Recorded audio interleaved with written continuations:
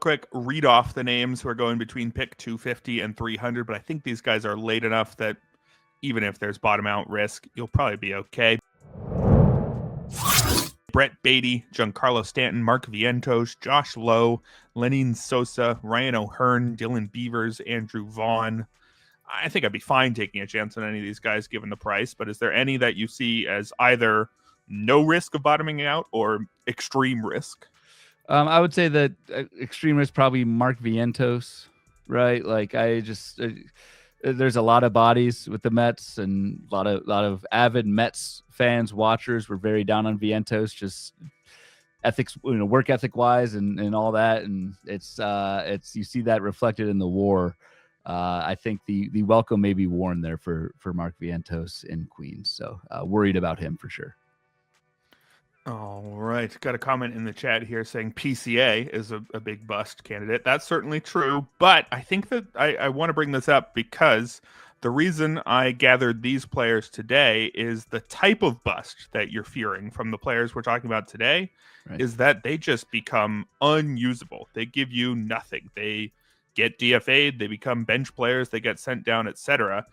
And that is a categorically different thing than I think what will happen if PCA busts, because PCA's glove is so good that the Cubs were still using him every day, even against lefties who he could not hit at all. I'm pretty sure that the bust version of a PCA season still has him playing, 150 games and still has him racking up pretty decent counting stats just, 5 or 6 rounds after where you actually drafted him. And I think for a player like that, you can worry a little bit less about the bust. You should be aware of it, but there's a very big difference between somebody not playing and somebody just playing worse than you thought.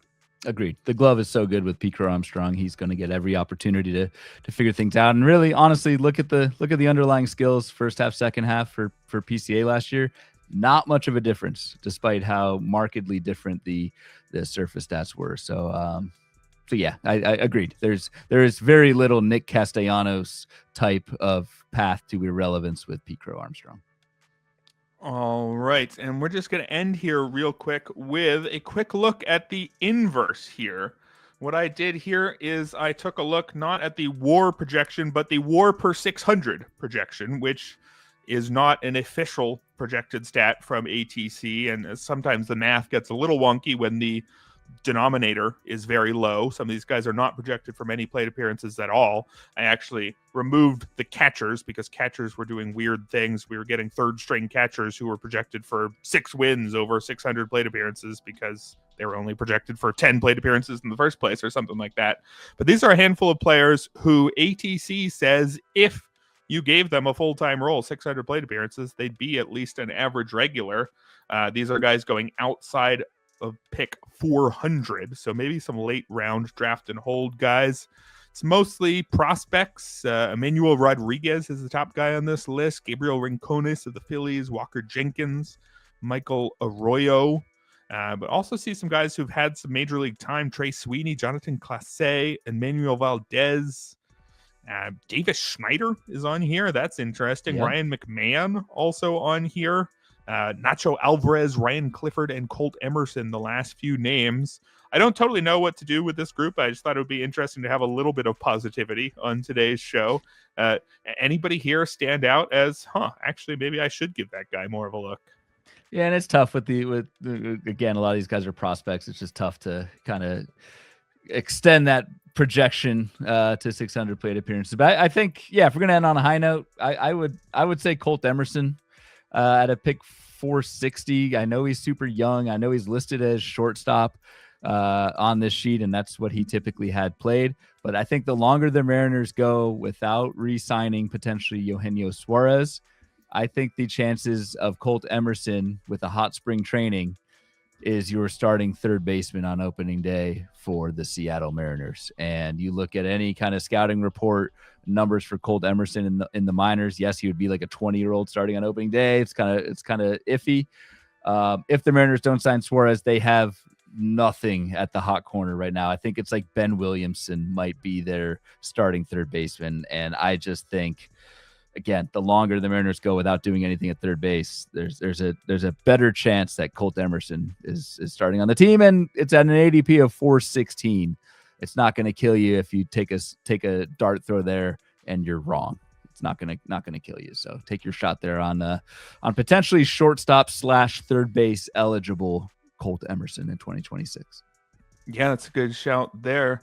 We also got this comment from Raj in the chat who says, if Adolis Garcia bottoms out, then Gabriel Rincon should take his place. That's a good point. If you're in a draft and hold and you did still take Adolis Garcia, despite the Nick Castellanos potential there, do think about grabbing Gabriel Rincon late in your draft.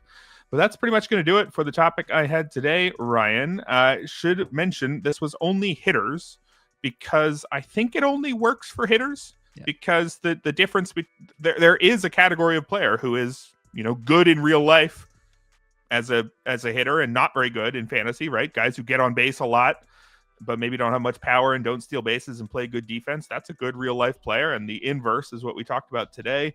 Do you think this works for pitchers? I mean, obviously there's, say, really good setup men who have good real life value and not fantasy value, but in general, does this type of analysis only really work on the offensive side? That's what I was just going to say. Maybe for relievers, so you've got great setup men, but they're not valuable in fantasy, but that's a whole separate kind of thing. So no, I think there is way too much overlap between fantasy value and real life value for pitchers. I can't think of a starting pitcher where I have ever said, this guy's more valuable in real life than in fantasy. Whereas hitters, there's just so much of that window where it's on base percentage and it's defense that matters so much in real life, and for fantasy it doesn't. So I think I would not do a pitcher Castellanos episode, Eric, if I'm running your show.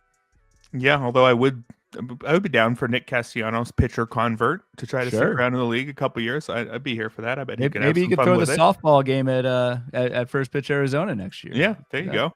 I would love to hit some dingers off of Nick Castellanos, but that's going to do it for us today. Thank you very much to everybody who hung out in the chat, and thank you, Ryan, for going over the candidates for this year's Nick Castellanos. Pretty worried about Teoscar Hernandez, Noelvi Marte, maybe Christian Walker, definitely Chandler Simpson, a good mix of guys who really could bottom out. Good talking negativity with you today, Ryan. Thank you very much for coming on. Why don't you remind everybody what you have going on right now? Absolutely. Thanks, Eric. Appreciate it, man. Good to see you again. Bubba and the Bloom podcast, and then writing over at Baseball HQ this